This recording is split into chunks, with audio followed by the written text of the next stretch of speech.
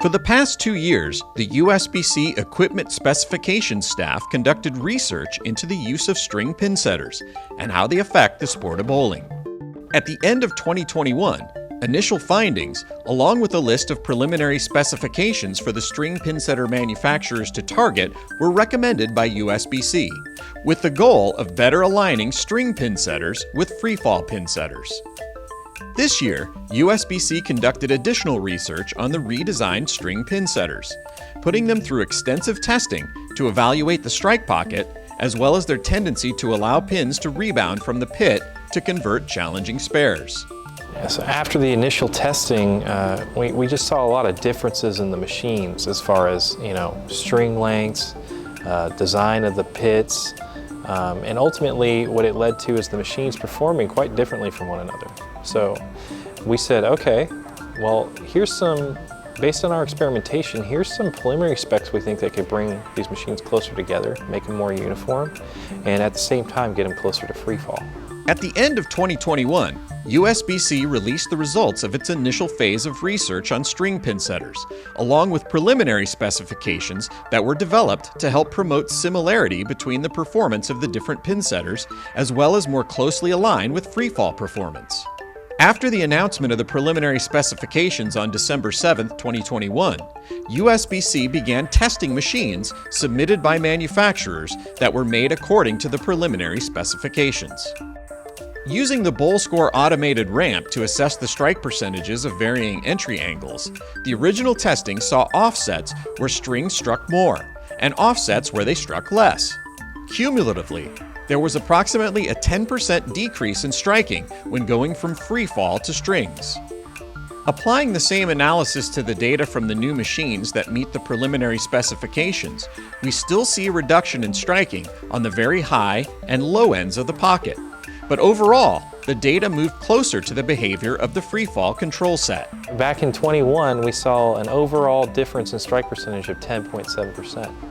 And now with the preliminary specifications, we've dropped that to 7.1%. Due to BowlScore being confined to one lane, it was important to also evaluate strikes with Earl to ensure that there were no left to right lane differences with the new machines. Previously, we saw asymmetric kickback thickness and string lengths between lanes on a single pair. Implementing a uniform wall thickness and string length requirement resulted in both lanes on the pair scoring the same in strike testing with Earl.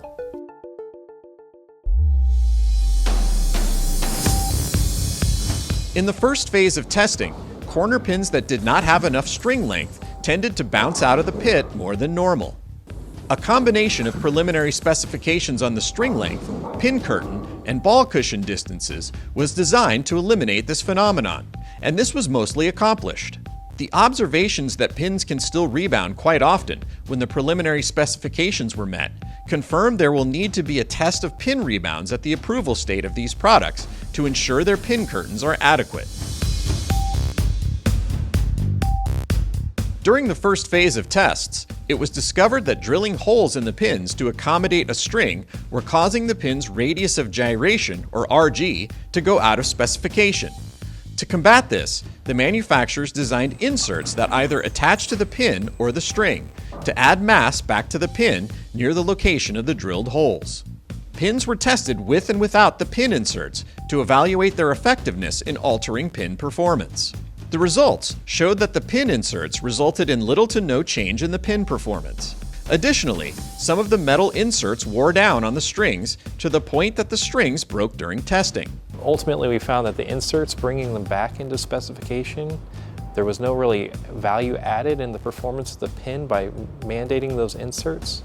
So ultimately, we fell on the option of limiting the holes that can be drilled to a reasonable size that's already being used, but not mandating an unnecessary insert.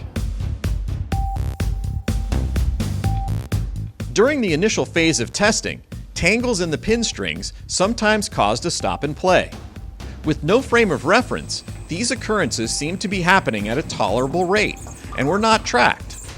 After the machines were modified to meet the preliminary specifications, the tangle rate seemed much higher than in previous testing, and so were tracked for each machine type.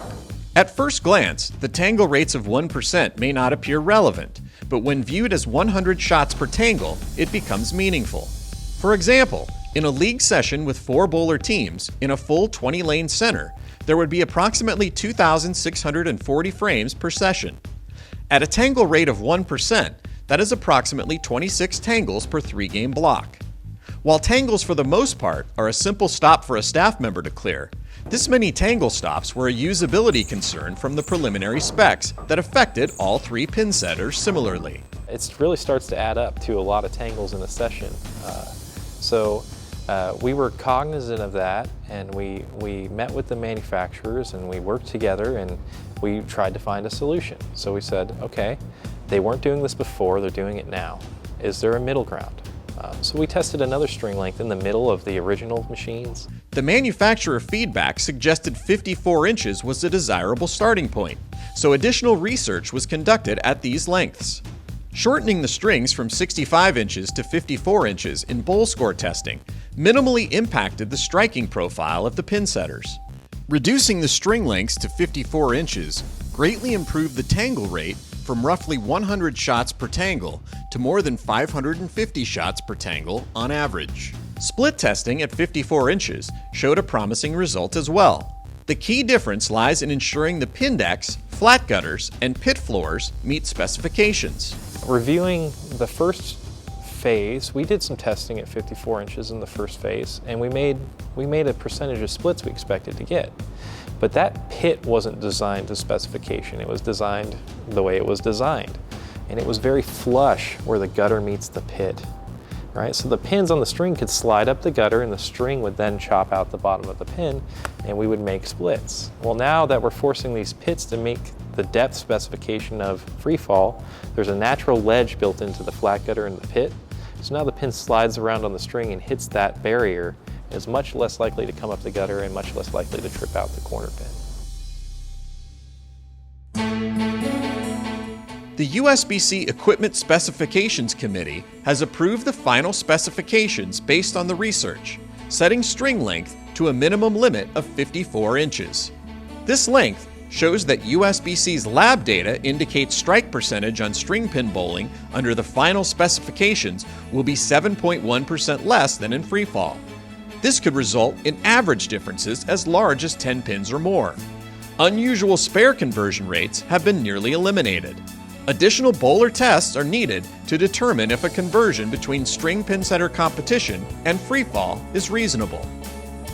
Therefore, as next steps, USBC will certify string pinsetters and string pin bowling as an independent category of equipment and competition, separate from freefall machines effective August 1st, 2023 for the 23-24 season. USBC will conduct additional bowler tests with the objective of determining whether string averages can be used the same as freefall or whether a conversion can be created. USBC will provide an update on the additional testing and potential for conversion in advance of the 2024-25 season. USBC's role in this process, as it has been since 1895 and throughout the evolution of the sport and the way in which it is played, is to ensure through thoughtful research and extensive communication with all stakeholders that any new innovation is introduced to competitive bowlers in a way that can be easily understood and is consistent from bowling center to bowling center. All bowling is good for the growth of the sport, and this new form of the game should be enjoyed by all participants in a way that is fair, consistent, and in adherence with the rules of the sport.